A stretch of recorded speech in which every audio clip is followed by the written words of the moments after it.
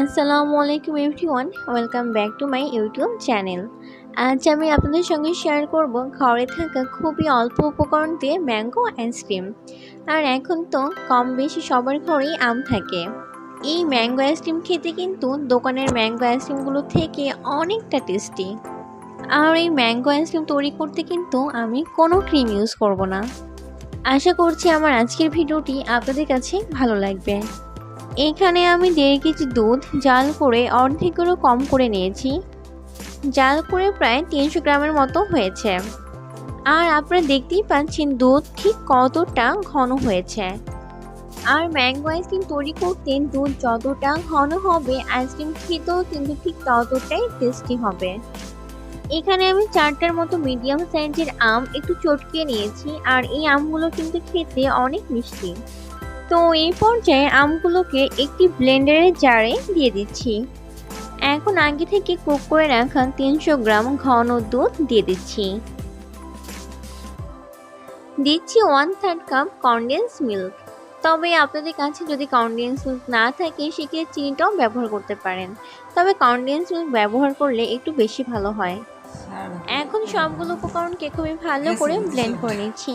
তবে খুব বেশি একটা ব্লেন্ড করবেন না, প্রায় 2 থেকে 3 মিনিট ব্লেন্ড করলেই হয়ে যাবে।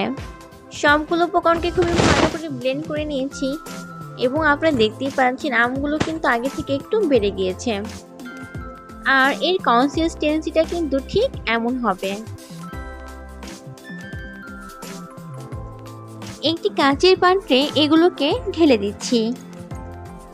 এখানে আমি একটি ওভেন প্রুফ বাটি ইউজ করছি, আপনার চাইলে যে কোনো কিছু ব্যবহার করতে পারেন। একটি ফয়েল পেপার দিয়ে এর উপরে ঢেকে দিচ্ছি। তবে আপনাদের কাছে যদি ফয়েল পেপার না থাকে সেক্ষেত্রে আপনারা পলি কাগজও ব্যবহার করতে পারেন। এখন এই আমের মিশ্রণগুলোকে জমাতে দিব, এর জন্য এগুলোকে সারা রাতের জন্য ফ্রোজেন করব। আমের মিশ্রণগুলো কিন্তু খুবই ভালো করে জমে গিয়েছে। একটু চেক করে দেখিয়ে দিচ্ছি, দেখুন এগুলো কিন্তু ঠিক এমন হবে।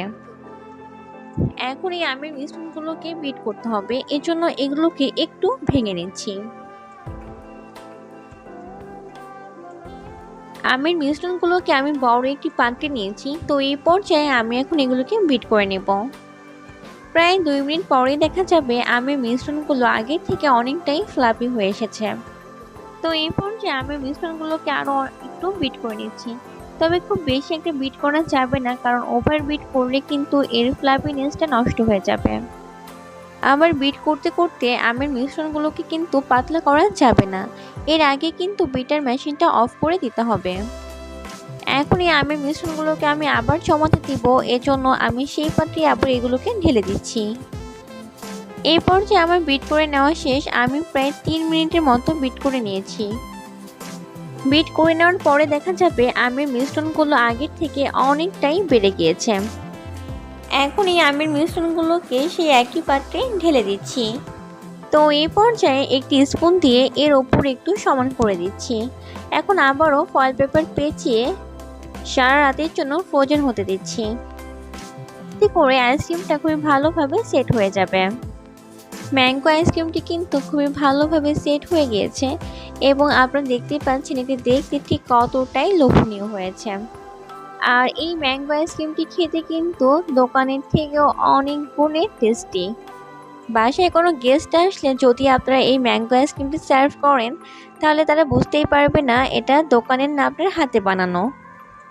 তবে প্রশংসা অবশ্যই পাবেন। আশা করছি আমার আজকের রেসিপিটি আপনাদের কাছে ভালো লেগেছে। ভিডিওটি ভালো লাগলে অবশ্যই শেয়ার করবেন এবং আমার চ্যানেলটি সাবস্ক্রাইব করে পাশেই থাকবেন। আজকের মতো এই পর্যন্ত, সবাই ভালো থাকবেন। আল্লাহ হাফেজ।